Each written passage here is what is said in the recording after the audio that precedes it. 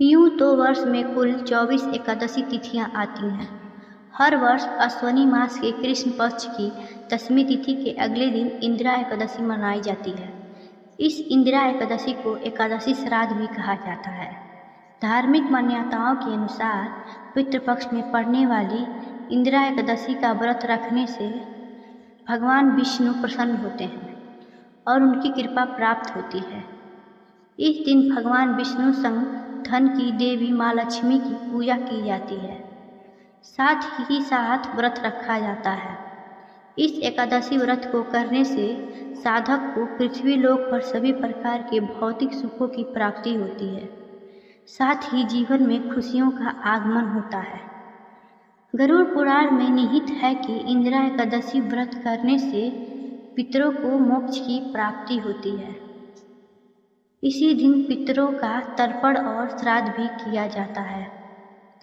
आइए इंदिरा एकादशी का पौराणिक कथा सुनते हैं।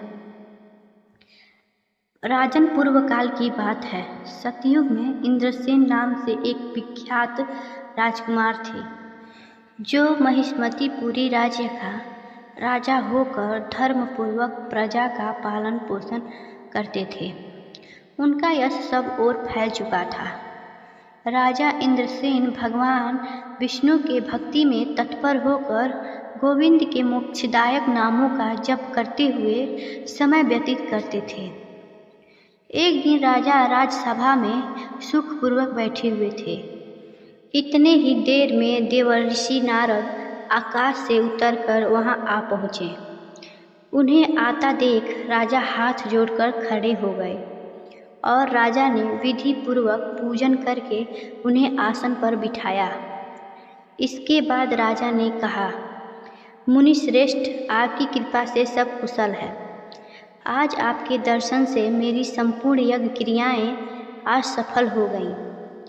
देव ऋषि, आप अपने आगमन का कारण बताकर मुझ पर कृपा करें। नारद जी ने कहा, हे राजन, सुनो, मेरी बात तुम्हें आश्चर्य में डालने वाली है। मैं ब्रह्मलोक से यमलोक में गया था। वहाँ एक श्रेष्ठ आसन पर बैठाया और यमराज ने मेरी भक्ति पूर्वक पूजा की। उस समय यमराज की सभा में मैंने तुम्हारे पिता को भी देखा था। वे व्रत भंग के दोष से वहाँ आए थे। राजन, उन्होंने तुमसे कहने के लिए एक संदेश भेजा है, उसे सुनो। उन्होंने कहा है, बेटा, मुझे इंदिरा एकादशी के व्रत का पुण्य देकर स्वर्ग में भेजो। उनका यह संदेश लेकर मैं तुम्हारे पास आया हूँ। राजन, अपने पिता को स्वर्गलोक की प्राप्ति कराने के लिए इंदिरा एकादशी का व्रत करो। राजा ने पूछा, देव ऋषि, कृपा करके इंदिरा का व्रत बताइए। किस पक्ष में, किस तिथि को और किस विधि से उसका व्रत करना चाहिए। नारद जी ने कहा, हे राजन, सुनो, मैं तुम्हें इस सर्वथा कुशल व्रत की शुभ कारक विधि बतलाता हूँ।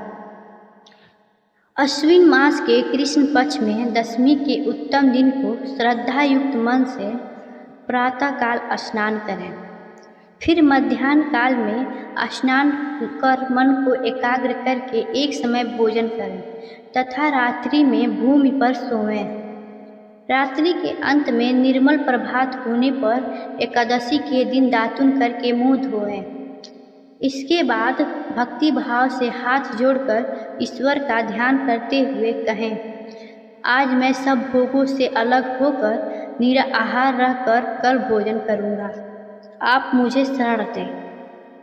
इस प्रकार नियम करके मध्याह्न काल में पितरों की प्रसन्नता के लिए शालिग्राम के सम्मुख विधि पूर्वक श्राद्ध करें तथा दक्षिणा में ब्राह्मणों का सत्कार करके उन्हें भोजन करावें।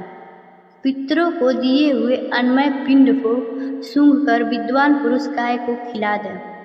फिर धूप और गंध आदि से भगवान हविकेश का पूजन करें। रात्रि में उनके समीप जागरण करें। तत्पश्चात सवेरा होने पर द्वादशी के दिन पुनः भक्ति पूर्वक श्री हरि की पूजा करें। उसके बाद ब्राह्मणों को भोजन कराकर भाई बंधु नाती और पुत्र आदि के साथ स्वयं मौन होकर भोजन करें। राजन, इस विधि से आलस्य रहित होकर तुम इंदिरा एकादशी का व्रत करो। इससे तुम्हारे पितर भगवान विष्णु के वैकुंठ धाम में चले जाएंगे। राजा इंद्रसेन से ऐसा कहकर देवऋषि नारद अंतर्ध्यान हो गए। राजा ने उनकी बताई हुई विधि से अंतःपुरी की रानियों और पुत्रों सहित उस उत्तम व्रत का अनुष्ठान किया। व्रत पूर्ण होने पर आकाश से फूलों की वर्षा होने लगी। इंद्रसेन के पिता गरुड़ पर बैठकर श्री विष्णु धाम को चले गए और राजा इंद्रसेन भी अकंटक राज्य का उपभोग करके अपने पुत्र को राज्य पर बिठाकर स्वयं स्वर्गलोक को गए। इस प्रकार नारद जी ने इंदिरा एकादशी व्रत का संपूर्ण वर्णन किया। इसको पढ़ने और सुनने मात्र से मनुष्य सब पापों से मुक्त हो जाता है। धन्यवाद। Like and subscribe.